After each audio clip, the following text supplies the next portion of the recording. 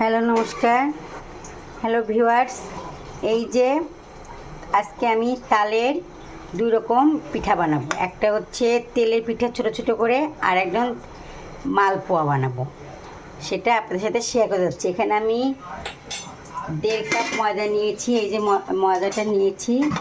এখানে আমি আজকে আমরা বাসায় আমাদের অনেকে ডায়াবেটিস, তাই মিষ্টি খেতে পারে না দেখে আমি আজকে এই জিরোকাল দিয়ে, এই যে জিরোকাল, এই জিরেকল দিয়ে আমি আজকে পিঠা বানাবো, পিঠা তৈরি। আমি এগুলো কেটে নিয়েছি। এই যে এখন এগুলো এর মধ্যে ঢেলে দেব।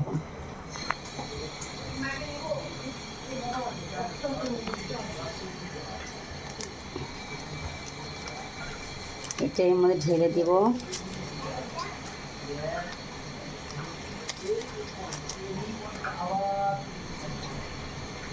এই যে এখন এইগুলো আমি একটু তাল দিয়ে দিচ্ছি।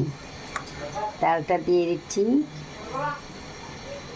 দিয়ে আমি এটা, এই যে আমি এখন এটা বেটারটা ভালো করে তৈরি করে নেব, সুন্দর করে একদম তৈরি করে নেব বেটারটা।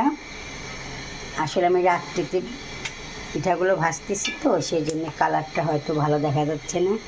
এই দেখুন, আমি এই আজকে এই বাসাতে সবাইতে আছে ডায়াবেটিস, তাই আমি জিরেকাল দিয়ে আমি পিঠাগুলো তৈরি করব।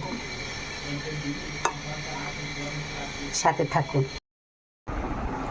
এই যে হয়ে গেল আমার পিঠাটা। আমি এখন এটা চাপা দিয়ে আধা ঘন্টা ঢেকে রেখে দেব, তারপর আসছি।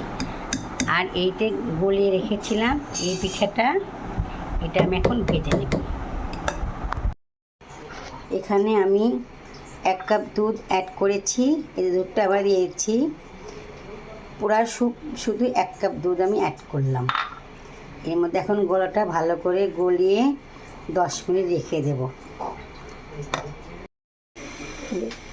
তেলটা গরম হয়ে গেছে, এখন আমি এই যে এখন ছেড়ে দেব।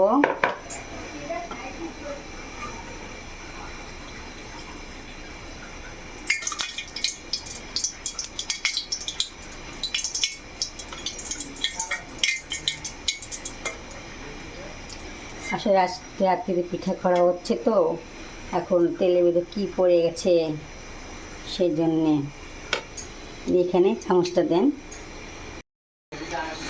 হাত দিয়ে দিলে, চামচ দিয়ে দিলে পিঠাগুলো সুন্দর হয় না, তাই আমি হাত দিয়ে দিচ্ছি।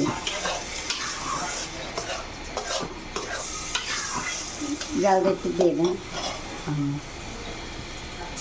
এই যে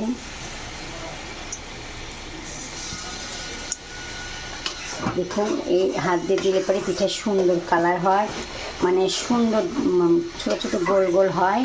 চামচ দিয়ে দিতে নিয়েছিলাম, কিন্তু চামচ দিয়ে দেওয়া গেল না, ভালো হয় না। এখন এই হাত দিয়ে দিচ্ছি, সুন্দর পিঠা হবে। আপনারা দেখতে থাকুন কত সুন্দর পিঠা হবে। এটা তালের বড়া, ছোট ছোট করে বড়া বানাচ্ছি। এটা শুধু পায়েস দিয়ে খেতে খুবই ভালো লাগবে।